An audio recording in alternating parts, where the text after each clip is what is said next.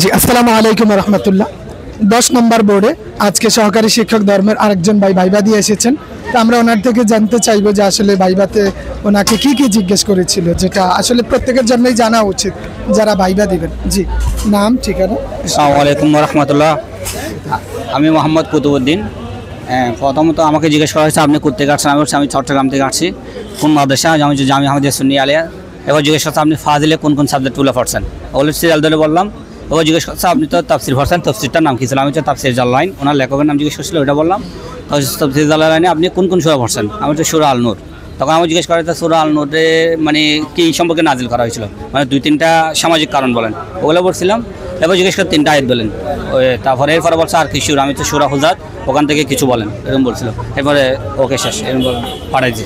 এটা হচ্ছে আমার যাবে। জি, ধন্যবাদ। তো আমি সবসময় বলে থাকি আমাদের যে সিলেবাস আছে, লিখিত পরীক্ষার যে সিলেবাস, ওই সিলেবাসটা যদি আমরা একটু ফোকাস করি বা ওইটার খুঁটিনাটি বিষয়গুলো যদি আমরা দেখি, আশা করি আমাদের ভাইবাটা খুব ভালো হবে।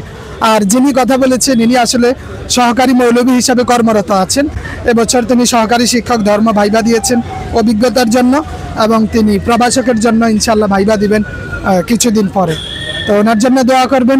ধন্যবাদ সবাইকে। আসসালামু আলাইকুম।